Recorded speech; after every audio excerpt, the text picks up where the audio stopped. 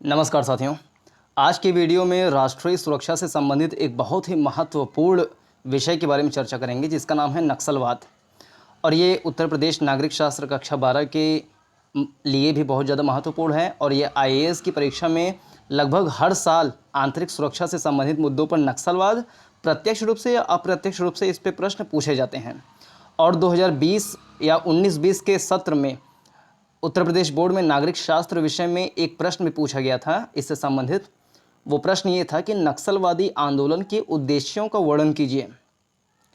ये उत्तर प्रदेश बोर्ड में 2020 में पूछा गया था। 6 अंक का क्वेश्चन था ये और 100 से 125 शब्दों में लिखना था। इसमें खाली क्वेश्चन ये है कि नक्सलवादी आंदोलन के उद्देश्य का वर्णन करना है कि उसका उद्देश्य क्या था। तो इसके बारे में हम थोड़ा सा डिटेल में चर्चा करने का प्रयास करेंगे और ये समझेंगे कि इससे किस किस बिंदु से क्वेश्चन पूछे जा सकते हैं, बहुविकल्पीय टाइप का या अति लघु उत्तरीय टाइप का। ये 6 अंक का थोड़ा बड़ा क्वेश्चन था, लेकिन छोटे क्वेश्चन भी आ सकते हैं या विस्तृत उत्तरीय क्वेश्चन भी आ सकते हैं। इसमें 250 शब्दों में आंसर लिखना होता है। तो सबसे पहले हम समझ लेते हैं नक्सलवाद क्या चीज़ होता है। और इससे पहले ये कि नक्सलवाद जो है वो आंतरिक सुरक्षा के लिए एक बहुत बड़ी चुनौती है।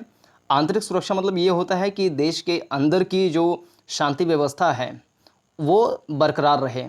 जैसे सुरक्षा को अगर हम बांटें तो 2 हिस्सों में बांट सकते हैं, बाह्य सुरक्षा, एक आंतरिक सुरक्षा। बाह्य सुरक्षा मतलब कि जैसे एक देश का दूसरे देश के बीच में जो बॉर्डर लाइन पास हो रहा है तो वहाँ पर शांति व्यवस्था बनी रहे। जैसे आतंकवादी गतिविधियाँ जो होती हैं पाकिस्तान की तरफ से, या कभी कभी शरणार्थी वाला संकट जो होता है, जो कि म्यांमार से बहुत सारे रोहिंग्या मुसलमान आए या 1971 के आसपास बांग्लादेश से बहुत सारे शरणार्थी आए थे, तो वो सब हमारे आंतरिक सुरक्षा के लिए एक खतरा बन सकते हैं। तो वो सब जो है वो एक तरह का बाह्य सुरक्षा से संबंधित हो जाता है। एक होता है आंतरिक सुरक्षा। जैसे आंतरिक सुरक्षा में जो संगठित अपराध होते हैं, जो क्राइम होते हैं, या जो हत्याएं हो जाती हैं दिन दहाड़े, या किसी का मर्डर हो जाता है। जैसे अभी पिछले दिनों गाज़ियाबाद में एक पत्रकार का दिन दहाड़े उसकी हत्या कर दी गई, गोली मार के उसकी हत्या कर दी गई। तो ये सब जो अंदर के थ्रेट हैं ये आंतरिक सुरक्षा के लिए बहुत बड़ी चुनौती बन जाते हैं। जैसे विकास दुबे का प्रकरण अभी पिछले दिनों आया था, जो कि कानपुर का प्रकरण था। इसी में से एक प्रकरण है नक्सलवाद। ये बहुत ही बड़ा मुद्दा है और ये आज का मुद्दा नहीं है, ये 1967 का मुद्दा है। यानी कि जब 1965 के युद्ध हुआ था भारत पाकिस्तान का, तो उसके बाद से ये मुद्दा जो है 1967 से ये चला आ रहा है। तो समझेंगे कि क्या हुआ था, कब से हुआ था, अभी क्या स्थिति है, नक्सलवाद क्या होता है, ये कैसे हमारे लिए चुनौती है, क्या क्या प्रकरण हुए हैं, इसके बारे में सूक्ष्म विश्लेषण करने का प्रयास करेंगे। तो इसमें पहला बिंदु लिखा हुआ है कि नक्सलवाद कम्युनिस्ट क्रांतिकारियों के उस आंदोलन का अनौपचारिक नाम है जो भारतीय कम्युनिस्ट आंदोलन के फलस्वरूप उत्पन्न हुआ है।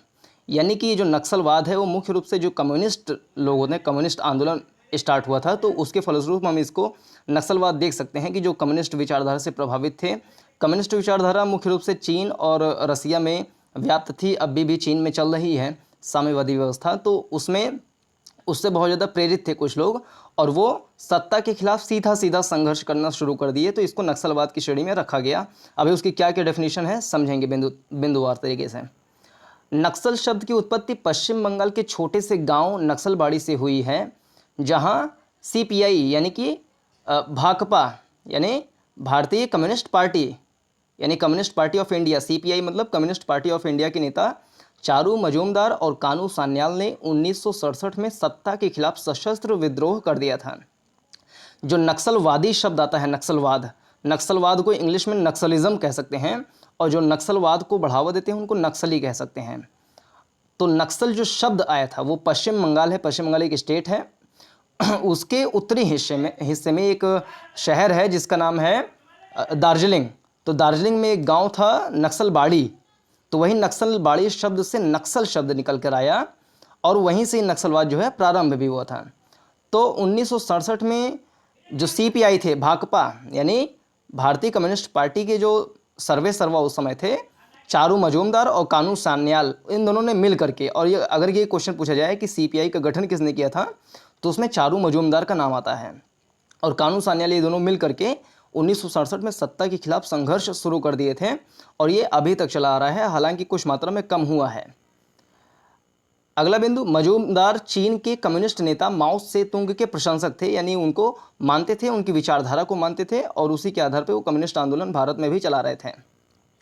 अगर देखा जाए ये भारत में कहाँ कहाँ विस्तारित है, तो ये बहुत देखा जाए तो 10-11 राज्यों में चल रहा है ये, और करीब करीब 80-90 जिलों में इसका फैलाव देखा जा सकता है, जिसमें मुख्य रूप से पश्चिम बंगाल, बिहार, झारखंड, उड़ीसा, आंध्र प्रदेश, महाराष्ट्र और थोड़े से तेलंगाना हिस्से में, यहाँ सब इसको देखा जा सकता है। छत्तीसगढ़ में बस्तर और सुकमा नाम के जो 2 शहर हैं, यहाँ पर इसकी घटनाएं अक्सर देखी जाती हैं। अब इसका थोड़ा सा परिचय देख लेते हैं, हालांकि वो परिचय के रूप में ऊपर वाला था, लेकिन थोड़ी सी और बातें जान लेते हैं कि पश्चिम बंगाल के पर्वतीय जिले दार्जिलिंग के नक्सलवाड़ी पुलिस थाने के क्षेत्र में एक किसान विद्रोह हुआ था 1967 में। तब से नक्सलवादी हिंसा प्रारंभ हुई है, नक्सलवादी आंदोलन आरंभ हो गया था।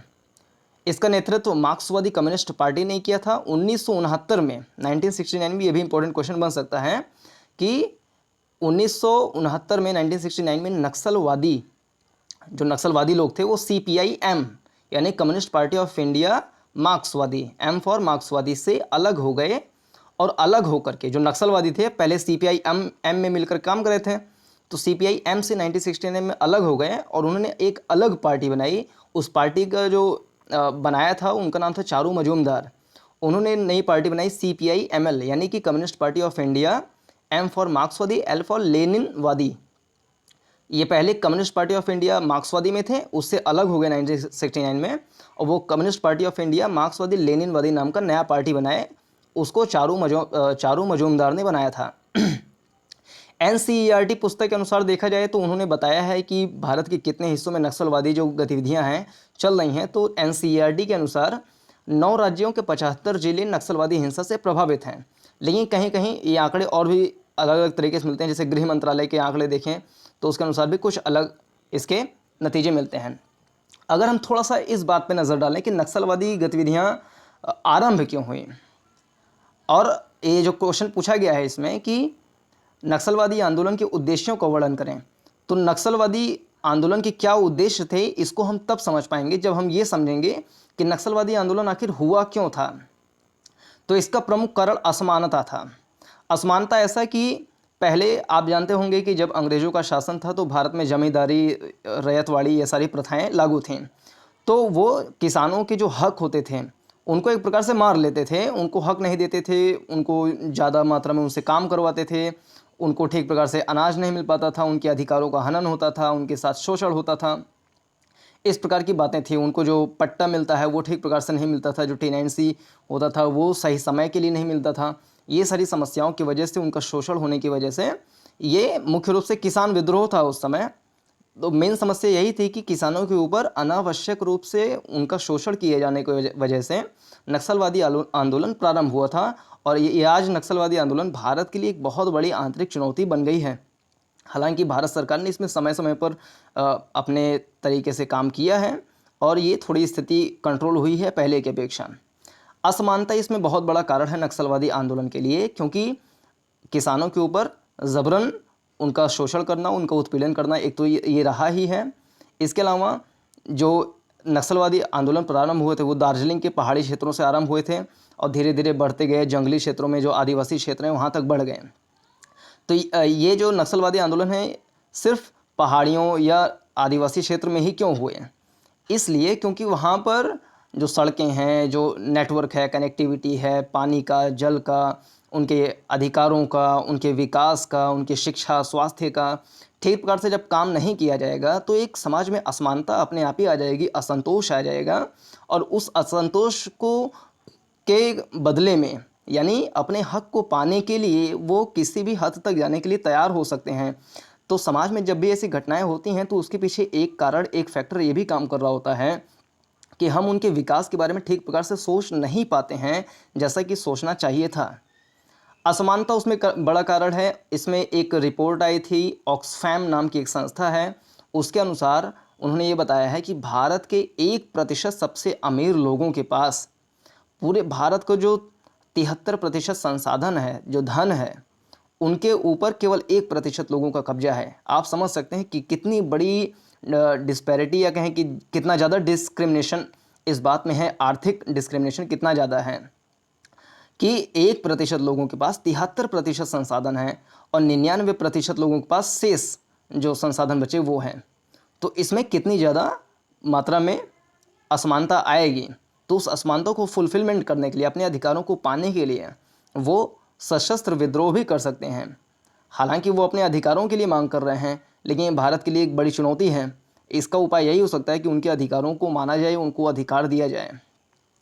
अभी कितने कितने ज़िलों में ये प्रभावित है नक्सलवादी आंदोलन, उसके बारे में जान लेते हैं थोड़ा। वर्तमान में देखें, जैसे 2008 में देखें तो 223 ज़िले जो थे वो नक्सलवादी गतिविधियों से प्रभावित थे। 2014 में कम हो गए, जब मोदी जी की सरकार बनी, तो उससे पहले 161 हो गए। 2017 में और कम हो गए, 126 ज़िलों में नक्सलवादी प्रभावित थे। और 2019 के आंकड़े देखें, गृह मंत्रालय के अनुसार देखें तो 90 ज़िले में, 11 राज्यों के 90 ज़िलों में ये जो नक्सलवादी गतिविधियां हैं वो चल रही हैं। और NCERT के अनुसार देखें तो वो बता रहे हैं कि 9 राज्यों के 75 ज़िलों में चल रहे हैं। तो वो पुस्तक शायद 3-4 साल पहले लिखी गई होगी, इसलिए उसमें ऐसा लिखा हुआ है। लेकिन 2019 के अनुसार देखें तो 11 राज्यों के 90 ज़िलों में नक्सलवादी गतिविधियाँ चल रही हैं। और उसमें से सबसे ज़्यादा अगर देखा जाए कहाँ चल रही हैं, क्योंकि इस प्रकार से भी प्रश्न पूछे जा सकते हैं कि सबसे ज़्यादा किन राज्यों में नक्सलवादी गतिविधियाँ चलती हैं। तो छत्तीसगढ़, झारखंड, ओडिशा, बिहार, जिसमें छत्तीसगढ़, झारखंड इसको देखें तो ये बहुत ज़्यादा जंगली एरिया है। यहाँ पे आदिवासी लोग ज़्यादा मात्रा में रहते हैं, तो उनके जल, जंगल, ज़मीन, 3 चीज़ों का विशेष ख्याल जब नहीं रखा जाएगा, उनके ज़मीन को हड़प लिया जाएगा, उनके ज़मीन पे बिना उनसे बात किए उस पर डेवलपमेंट किया जाएगा, उनके जो क्षेत्र हैं जहाँ पे आदिवासी लोग रहते हैं उसका अतिक्रमण किया जाएगा, तो वो इस प्रकार की गतिविधियों में हिस्सा लेना शुरू कर देंगे। अब ये इसमें कौन कौन सी घटनाएं हुई हैं, अभी देखा जाए तो भारत में नक्सलवादी घटनाएं अभी पिछले दिनों ही 2020 में ही छत्तीसगढ़ में एक कांड हो गया था। उसके पहले बीच बीच में इस प्रकार की घटनाएं होती रहती हैं, नक्सलवादी घटनाएं। जो बड़ी कुछ घटनाएं हुई हैं उसका मैंने लिस्ट बनाया है यहाँ पे, उसको आप देख सकते हैं और अपनी उत्तर पुस्तिका में या अपनी पुस्तिका में इसको नोट भी कर सकते हैं। 2007 में छत्तीसगढ़ राज्य के बस्तर ज़िले में, छत्तीसगढ़ में बस्तर और सुकमा ये 2 राज्य हैं, ज़िले हैं जहाँ पर नक्सलवादी गतिविधियाँ अभी भी चल रही हैं। हालांकि छत्तीसगढ़ में पहले पूरा छत्तीसगढ़ लगभग इससे भरा हुआ था नक्सलवादी गतिविधियों से, लेकिन वो धीरे धीरे कम होकर के कुछ क्षेत्रों में रह गया, जैसे बस्तर, सुकमा, कुछ और ज़िलों में नक्सलवादी गतिविधियाँ अभी भी चलती रहती हैं बीच बीच में। तो 2007 के छत्तीसगढ़ में बस्तर ज़िले में एक घटना हुई थी जिसमें 55 पुलिस वालों की नक्सलवादी गतिविधियों में उनकी हत्या कर दी गई थी। फिर 2008 में ओडिशा राज्य के नयागढ़ एक ज़िला है, वहाँ पर 14 पुलिसकर्मियों की और एक सिटीजन की यानी नागरिक की हत्या कर दी गई थी। 2009 में महाराष्ट्र के गढ़चिरौली, जैसे गढ़चिरौली, पालघर, ये जो स्थान है कुछ जहाँ पे आम भी अच्छे मात्रा में होते हैं, अच्छे क्वालिटी के आम होते हैं, उसको GI टैग भी प्राप्त हुआ है। गढ़चिरौली, पालघर का जो आम है उसको GI टैग यानी ग्लोबल आइडेंटिफिकेशन टैग भी प्राप्त हुआ है। और पालघर में पिछले दिनों भी एक घटना हुई थी, आपको पता होगा कि 2 ब्राह्मणों की वहाँ पर मॉब लिंचिंग कर दी गई थी। तो उस समय भी कुछ लोग ऐसा बयान दे रहे थे कि वो जो है नक्सलवादी गढ़ बनता जा रहा है। तो वहाँ पर भी जंगली इलाका है, वो पूरी तरीके से जो पारिस्थितिकी तंत्र है, पर्यावरण है, जंगल है वहाँ पे अच्छी मात्रा में। और ऐसी क्षेत्रों में नक्सलवादी चीज़ ज़्यादा फलती फूलती हैं, क्योंकि नक्सलवादी जो घटना है वो जो गोरिल्ला पद्धति होती है लड़ाई झगड़ा करने की, जो गोरिल्ला पद्धति होती है इसका इस्तेमाल करते हैं। और गोरिल्ला पद्धति जंगलों में छुप छुप कर की जाती है। तो जो आदिवासी लोग होते हैं वो गोरिल्ला पद्धति में बहुत ज़्यादा निपुण होते हैं, क्योंकि उनका तो कल्चर, उनका रहन सहन ही जंगल में ही होता है। तो गढ़चिरौली में 15 CRPF जवानों की उसमें मौत हो गई थी। 2010 में कोलकाता मुंबई ट्रेन में 150 यात्रियों की मौत हो गई थी नक्सलवादी घटना में। फिर से 2010 में पश्चिम बंगाल की सिल्दा कैंप में 24 लोगों की हत्या कर दी गई थी। ये अर्धसैनिक बल है, PMF जो लिखा है, पैरामिलिट्री फोर्स। PMF मतलब पैरामिलिट्री फोर्स लिख दिया शॉर्ट में। अर्धसैनिक बलों की बल के जो जवान थे उनकी हत्या कर दी गई थी। फिर 2011 में छत्तीसगढ़ के दंतेवाड़ा में 76 जवानों की हत्या कर दी गई थी। फिर 2012 में झारखंड के गढ़वा नामक ज़िले में 13 पुलिसकर्मियों की हत्या कर दी गई थी। 2013 में छत्तीसगढ़ के सुकमा नामक स्थान पे 27 व्यक्तियों की हत्या कर दी गई थी, जिसमें कुछ कांग्रेस के नेतागण भी शामिल थे जिनकी हत्या हो गई थी। अब ये समझते हैं कि जो नक्सलवादी गतिविधियां वो कहाँ पर हैं, भारत में किस स्थान पर हैं, उसका एग्जैक्ट मैप में भी देख लेते हैं। तो ये आप देख सकते हैं, ये एशिया का नक्शा है जिसमें ये भारत है। भारत के इधर पश्चिम में देखें पाकिस्तान है, ये अफ़गानिस्तान है, ऊपर चाइना है, और यहाँ पे छोटा सा ये बांग्लादेश है, और यहाँ पे म्यांमार है, नीचे श्रीलंका है। तो ये जो लाल लाल पॉइंट देख रहे हैं, यहाँ पर है पश्चिम बंगाल के एक ज़िला जिसका नाम है दार्जिलिंग। तो उसको हम दूसरे मैप में देखते हैं। जब इस वाले क्षेत्र में देखेंगे, वाला जो क्षेत्र है ये वाला, इसको जब थोड़ा सा जूम इन करेंगे तो ये स्थान मिलेगा। ये पूरा पश्चिम बंगाल है, यहाँ पे दार्जिलिंग ज़िला है। पश्चिम बंगाल के आसपास कौन कौन से राज्य हैं वो भी थोड़ा सा देख लेते हैं, ताकि उसकी ज्योग्राफी भी पता रहेगी। तो इसके पश्चिम बंगाल के पश्चिम में देखेंगे तो बिहार है, उसके दक्षिण में झारखंड है, उसके दक्षिण में देखेंगे तो यहाँ पे छत्तीसगढ़ है, ये वेस्ट बंगाल में दार्जिलिंग तो है ही है, और यहाँ उड़ीसा है। और छत्तीसगढ़ के नीचे आएंगे तो आंध्र प्रदेश, या उड़ीसा के नीचे आएंगे तो यहाँ पे आंध्र प्रदेश मिल जाएगा। यहाँ पे आपका दार्जिलिंग है, और दार्जिलिंग के ऊपर सिक्किम है। और पश्चिम बंगाल जो है वो जिन जिन राज्यों से सीमा साझा करता है वो भी थोड़ा समझ लेते हैं। बिहार से सीमा साझा करता है, उड़ीसा से करता है, झारखंड से भी करता है, सिक्किम से करता है, और इधर आसाम से भी सीमा साझा करता है। और अंतर्राष्ट्रीय सीमा में देखें तो इधर पूर्व में बांग्लादेश से सीमा साझा करता है, भूटान से भी, और इससे नेपाल से भी सीमा साझा करता है पश्चिम बंगाल। अब और उसको जूम इन करेंगे, खाली इसमें आ जाएं पश्चिम बंगाल के नक्शे में, तो यहाँ पर दार्जिलिंग है आपका शहर है। दार्जिलिंग जो है वो पश्चिम बंगाल राज्य में ही पड़ता है, सिक्किम में नहीं पड़ता है। सिक्किम के जो सीमा रेखा है उसके जस्ट दक्षिण में दार्जिलिंग नाम का शहर है, और उसके दक्षिण में आएंगे तो सिलीगुड़ी नाम का एक शहर है। सिलीगुड़ी जो ये देख रहे हैं यहाँ पर, ये चिकन नेक इसको बोलते हैं। जैसे जो मेन स्ट्रीम इंडिया है उससे जब नॉर्थ ईस्ट इंडिया की तरफ जाएंगे तो मेन रास्ता ये जो सकरा सा रास्ता ये आपको देख रहे होंगे यहाँ पर, तो ये सकरा सा रास्ता है जहाँ से नॉर्थ ईस्ट की तरफ जाया जा सकता है, और इसी को चिकन नेक बोलते हैं। तो चिकन नेक जो है वो हमारी सामरिक दृष्टि से, सुरक्षा की दृष्टि से बहुत ही महत्वपूर्ण क्षेत्र भी है, और यहीं पर ही नक्सलवादी गतिविधियाँ होती हैं। और इसी के उत्तर में देखें तो चाइना देश है, और चाइना में कम्युनिस्ट सरकार भी है, कम्युनिस्ट देश भी है। तो यहाँ पर कम्युनिस्ट प्रकार की गतिविधियाँ भी चलती रहती हैं, तो इसलिए भी ये बहुत ही संवेदनशील स्थान हो जाता है। थोड़ा सा दार्जिलिंग के बारे में जान लेते हैं। दार्जिलिंग जो है वो चाय के लिए प्रसिद्ध है, और ये शिवालिक जो पहाड़ है, पर्वत श्रेणी है हिमालय की शिवालिक श्रेणी, उसमें अवस्थित एक बहुत अच्छा शहर है। इसको सबसे पहला जब जीआई टैग आरंभ हुआ था भारत में, तो जीआई टैग सबसे पहला पाने वाला शहर दार्जिलिंग ही था, जिसको चाय के लिए वहाँ पे जीआई टैग उसको प्राप्त हुआ था। दार्जिलिंग का अगर शब्द देखें कि दार्जिलिंग किस भाषा के शब्द से आया, तो तिब्बती भाषा के शब्द से आया है। इस तिब्बती भाषा के दोर्जे लिंग नामक शब्द से दार्जिलिंग आया था। दोर्जे का मतलब होता है वज्र, और लिंग मतलब होता है स्थान, और इस शिवालिक में अवस्थित है दार्जिलिंग।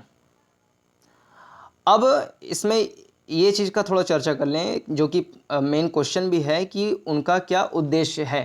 नक्सलवादी जो गतिविधियाँ होती है, नक्सलवादी आंदोलन जो आरंभ हुआ था उसकी क्या उद्देश्य थे, तो ये बिंदुवार तरीके से उद्देश्य मैंने लिखा है, इसके बारे में थोड़ा थोड़ा डिस्कस कर लेते हैं। तो पहला उद्देश्य ये है, और 6 नंबर का क्वेश्चन है, वो 100 से 125 शब्दों में लिखना है। तो मेरे ख्याल से अगर इतने बिंदु को अच्छे से लिख दिया जाएगा तो 6 नंबर आराम से उसमें मिल सकते हैं।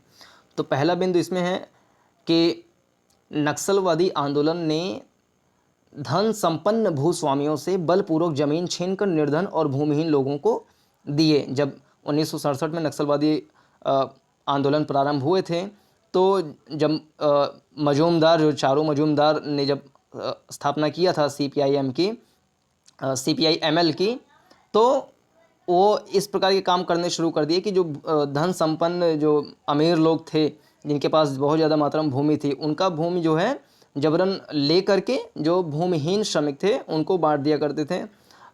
ये जो कम्युनिस्ट होता है, या जो साम्यवाद होता है, जो समाजवाद होता है, जिससे नेहरू जी भी बहुत ज़्यादा प्रभावित थे।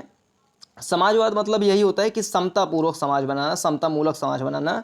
ऐसा ना हो कि अमीर बहुत ज़्यादा अमीर रहें, गरीब एकदम से गरीब रहे, उसको खाने के लिए ना रहें। तो एक समतामूलक समाज बनाना, ये इसी को समाजवाद मोटी मोटा कह सकते हैं। उसकी बहुत सारी परिभाषाएं हैं, उस पर किसी अन्य दिन चर्चा करेंगे। तो जो कम्युनिस्ट है या जो समाजवाद है या जो साम्यवाद है, उसका भी मेन यही रहता है कि समतामूलक समाज बनाना। तो जब नक्सलवादी आंदोलन आरंभ हुआ था तो इस प्रकार के काम किए गए। जो अमीर लोग थे उनसे धन को ले करके, छीन करके भूमिहीन लोगों को, गरीब लोगों को बांट दिया जाता था।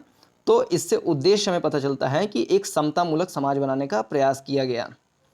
तो उद्देश्य के रूप में हम पहला पॉइंट इसे लिख सकते हैं। दूसरा पॉइंट, राजनीतिक लक्ष्यों की प्राप्ति के लिए हिंसक साधनों के पक्षधर होते हैं। ये जो आपका आंदोलन चलता है, नक्सलवादी आंदोलन, ये राजनीति में आने के लिए या राजनीति में अपने आप को रिप्रेजेंट करने के लिए या अपने समाज को रिप्रेजेंट करने के लिए ये किसी भी हद तक जा सकते हैं, यहाँ तक कि हिंसा का भी सहारा ले सकते हैं। जैसे कि ऊपर मैंने बताया कि बहुत सारी ऐसी गतिविधियाँ, हिंसक गतिविधियाँ इतिहास में देखी गई हैं। ये मूल रूप से किसानों के जो हक हैं, किसानों के हक के बारे में लड़ाई करते हैं, उनको पूरी तरीके से उनको हक मिले। इसमें 4 पॉइंट लिखा हुआ है कि उपज में हिस्सेदारी उनको सही मात्रा में मिले, कि ऐसा ना हो कि जो उन्होंने उपजाया है वो पूरी तरीके से जमींदारी प्रथा के अंतर्गत या जो अमीर लोग हैं उनके पूरे माल को हड़प लें। तो उपज में उनको अच्छी हिस्सेदारी मिलनी चाहिए, उचित मजदूरी मिलनी चाहिए, और बाहरी लोगों द्वारा संसाधनों का दोहन ना हो। मतलब ये बहुत ही ज़्यादा महत्वपूर्ण है। अगर इन सब में सबसे ज़्यादा महत्वपूर्ण देखें तो यही है कि जो आदिवासी क्षेत्र हैं वहाँ पर जो बाहरी लोगों द्वारा खनन काम किया जाता है या उन जंगलों को काट दिया जाता है, तो आदिवासी लोग जो रहते हैं उनके संस्कृति में घुस करके एक प्रकार से हमला होता है वो। तो बाहरी लोगों द्वारा संसाधनों का दोहन ना हो पाए, सूदखोरों द्वारा शोषण ना हो पाए किसानों का, ये उनका मेन उद्देश्य ये था। और चौथे नंबर पर आए तो भूखमरी, बेरोजगारी और गरीबी से आज़ादी मिले उन लोग को। भारत सरकार को भी इस चीज़ पर फोकस करना चाहिए। वहाँ के जो जिला कलेक्टर, जिलाधिकारी या जो स्थानीय सरकार होती हैं उनको भी इस चीज़ पर फोकस करना चाहिए कि भूखमरी, हम पिछले दिनों भी देखा गया था झारखंड में, पश्चिम बंगाल में, महाराष्ट्र में ऐसे लोग थे जो खाने के लिए मर गए, उनके पास भोजन नहीं था। और भारत जैसे जहाँ पर खाद्यान्न की किसी प्रकार की कमी नहीं है, इस पे भूखमरी के ऊपर तो लंबा चौड़ा वीडियो मैंने बनाया है, इस में आप देख सकते हैं उसे। भारत में खाद्यान्न की बिल्कुल कमी नहीं है, लेकिन फिर भी बहुत सारे लोग ऐसे हैं जो खाने के लिए मर जाते हैं, उनके पास खाना नहीं रहता है। तो भूखमरी, बेरोजगारी, गरीबी, इससे आज़ादी मिले, नक्सलवादी आंदोलन का यही मतलब है, मकसद है। और अगला उद्देश्य ये है अन्याय और असमानता के खिलाफ सशस्त्र विद्रोह, यानी कि किसी भी किसान के साथ, किसी भी गरीब के साथ, किसी बेरोजगार के साथ, किसी भूखमरे के साथ, किसी आदिवासी के साथ, किसी वंचित के साथ, शोषित के साथ, उसके साथ अन्याय ना हो। उसके जो असमानता समाज में फैली हुई है उसको ठीक प्रकार से न्याय न मिल पाना, उसको ठीक प्रकार से शिक्षा, जो इंफ्रास्ट्रक्चरल चीज़ें होती हैं वो ठीक से मुहैया ना करा पाना, एक अच्छा उनको वातावरण न दे पाना, ये एक बहुत बड़ा असमानता। और भारत का ये दुर्भाग्य है कि बहुत सारे लोग बिना खाना खाए 19 करोड़ लोग भूखमरी के शिकार हैं भारत में। तो भारत के लिए बहुत ही लज्जा का विषय है, बहुत ही लज्जा का विषय है ये। अगर हम उपाय के रूप में देखें, कुछ पॉइंट लिखा हुआ है छोटा छोटा, कि सबसे पहले अगर नक्सलवादी आंदोलन को बंद करना है तो वहाँ पे ढांचागत विकास पे बहुत ज़्यादा फोकस करना पड़ेगा, कि वहाँ पे सड़कें बनाई जाएं, जो टेली कम्युनिकेशन वाली जो कनेक्टिविटी, संचार के माध्यम है, उस पर फोकस किया जाए, उनकी पढ़ाई के लिए, उनकी स्कूली शिक्षा के लिए। और जो आदिवासी क्षेत्र में रहते हैं उनको बहुत ही, समझ लीजिए, वो बिना पढ़े लिखे वैज्ञानिक हैं। अगर उनको सही से माहौल मिल जाए, उनको प्रशिक्षण मिले, ट्रेनिंग मिले, कि आप जिस क्षेत्र में रहते हैं, जिस आदिवासी या जिस जंगली या पहाड़ी क्षेत्र में रहते हैं, उसके पर्यावरण का आप अध्ययन करें, हमें उसके औषधियों, जड़ी बूटियों के बारे में मुझे बताएं, यानी कि वैज्ञानिकों को बताएं, उनको सहयोग दें, ट्रेनिंग में सहयोग दें। तो वो लोग अपने जंगली क्षेत्र के बारे में इतनी अच्छी तरीके से जानते हैं, समझते हैं, कि वो बहुत सारी चीज़ें हमारे जो मेन स्ट्रीम साइंटिस्ट वगैरह हैं उनको इस बारे में बता सकते हैं। जो बहुत सारे रिसर्चर हैं या स्टूडेंट हैं, वो वहाँ पर जाकर रिसर्च कर सकते हैं, उनकी मदद ले सकते हैं। तो वो जंगली एरिया में जाकर के, घुमा करके वहाँ के एनवायरनमेंट के बारे में वो अच्छी तरीके से बता सकते हैं, वहाँ के पारिस्थितिकी तंत्र के बारे में, जानवर के बारे में, जल जंगल के बारे में, वहाँ पे किस प्रकार की फसलें पैदा की जा सकती हैं, इसके बारे में, जड़ी बूटियों के बारे में, विभिन्न प्रकार के पौधों के बारे में वो लोग बता सकते हैं। तो उनके जो बौद्धिक इंटेलेक्चुअल पावर है, जो कि शायद उनको भी नहीं पता है, तो हम उसका उपयोग कर सकते हैं। उसमें उनको भी उनको लाभ दे सकते हैं और उनसे लाभ पा सकते हैं। तो ये मेन रूप से फोकस करना चाहिए। और जीआई टैग प्राप्त करने के लिए भारत को बहुत सारी वस्तुओं में पेटेंट पाने के लिए भी अगर जो नक्सलवादी एरिया हैं, जो आदिवासी एरिया हैं, अगर उन पे ध्यान दिया जाएगा तो वो नक्सलवादी हमारे भारत के ही लोग हैं। अगर उनको सच में उनका सपोर्ट किया जाएगा तो वो भारत का भी सपोर्ट करेंगे और किसी प्रकार का सशस्त्र विद्रोह या हिंसात्मक गतिविधियों में भाग नहीं लेंगे। अगला, उनके अधिकारों का संरक्षण किया जाए। कृषि में जो बहुत सारी असमानताएं हैं जो कि ऊपर चर्चा किया गया है उसको सुधारा जाए, उनको भूमि का आवंटन किया जाए, उनके भूमि को ज़बरदस्ती अधिग्रहण न किया जाए, वहाँ पे ज़बरदस्ती किसी प्रकार का एक्वायरमेंट ना किया जाए और असमानता को दूर किया जाए, यानी आर्थिक असमानता जो है उसको धीरे धीरे कम किया जाए। उनको भी जैसे लिक्विडिटी प्रदान किया जाए या डायरेक्ट बेनिफिट ट्रांसफ़र के तहत उनको पैसे दिए जाएँ, इस प्रकार के काम किए जा सकते हैं। और राजनीति में, राजनीतिक क्षेत्र में भी उनको धीरे धीरे प्रोग्रेस मिले, उनको रिप्रेजेंटेशन मिले, ऐसी भी व्यवस्था की जानी चाहिए। और जब वहाँ पे शिक्षा, स्वास्थ्य, इन सब की फैसिलिटी अच्छी रहेगी तो वो लोग भी मेन स्ट्रीम में हिस्सा लेकर के भारत के विकास में और भारत को एक अखंड भारत बनाने के क्षेत्र में वो भी अपना एक सार्थक अपनी उपयोगिता सिद्ध कर सकते हैं। तो इस वीडियो में मुख्य रूप से इतना ही। इससे संबंधित जो आपके विचार हों वो आप बता सकते हैं। ये वीडियो आपको कैसा लगा कृपया करके बताइए और इस वीडियो को देखने के लिए बहुत बहुत धन्यवाद। इस वीडियो को अपने सभी साथियों के साथ शेयर भी कीजिए ताकि उनको भी इसके बारे में जानकारी हो सके और अपने भी कुछ अनुभव साझा कीजिए। इस चैनल को तुरंत का तुरंत सब्सक्राइब कीजिए ताकि इसके पिछले वाली वीडियो और आगे आने वाली सभी वीडियो के नोटिफिकेशन आपको मिल सकें। वीडियो को देखने के लिए बहुत बहुत धन्यवाद। जय हिंद, नमस्कार।